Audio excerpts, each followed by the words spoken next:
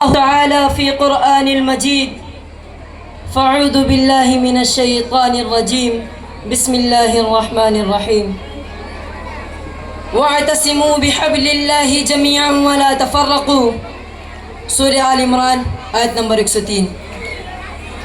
میرے بھائیوں، آج کے اس سالانہ پروگرام میں آپ کے سامنے جس موضوع پر لب کشائی کرنے جا رہا ہوں وہ ہے اتحاد ملت کیوں اور کیسے۔ ایک تھے تو وقت کے طوفاں بھی ہار گئے، ایک تھے تو وقت کے طوفاں بھی ہار گئے، بکھرے تو اپنے ہی سائے ہمیں مار گئے۔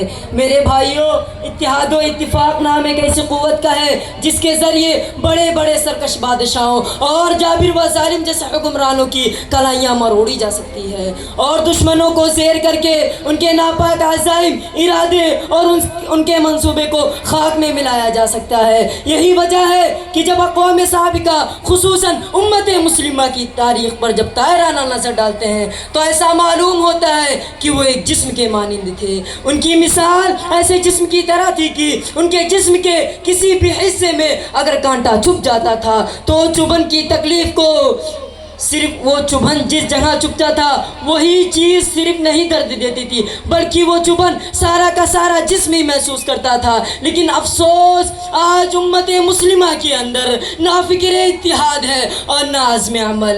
کسی شاعر نے کیا خوب ہی کہا تھا کہ فرقوں میں بٹ کے ہم نے خود کو ہی کھو دیا، فرقوں میں بٹ کے ہم نے خود کو ہی کھو دیا، اتحاد ملت تھے تو دشمن بھی رو دیا۔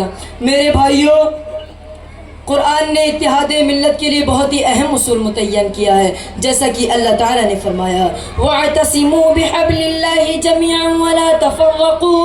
سورہ آل عمران آیت نمبر 103 میں اللہ تبارک و تعالیٰ ارشاد فرماتا ہے کہ اللہ کی رسی کو مضبوطی سے پکڑ لو اور تفرقہ بازی مت کرو۔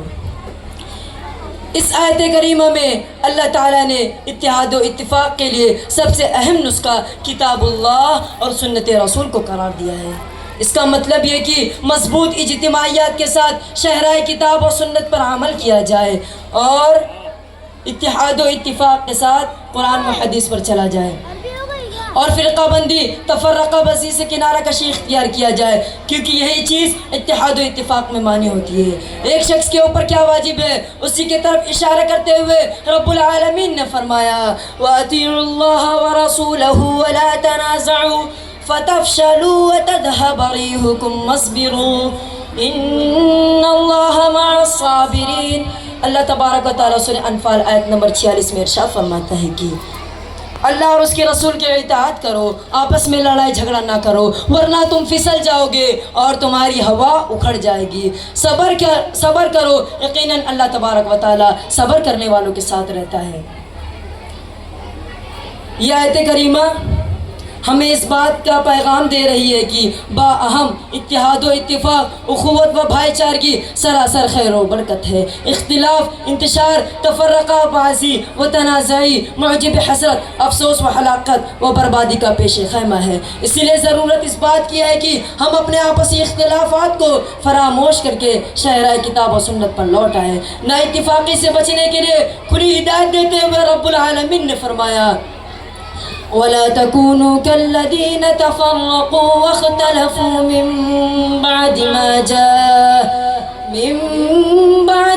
جَاءَهُمُ الْبَيِّنَاتُ وَأُولَئِكَ لَهُمْ عَذَابٌ عَظِيمٌ۔ اللہ تبارک و تعالیٰ سورہ آل عمران آیت نمبر 105 میں ارشاد فرماتا ہے کہ تم ان لوگوں کی طرح نہ ہو جانا جنہوں نے اپنے پاس روشن دلیلیں آ جانے کے باوجود بھی تفرقہ ڈالا اور اختلاف کیا، انہی لوگوں کے لیے بڑا عذاب ہے۔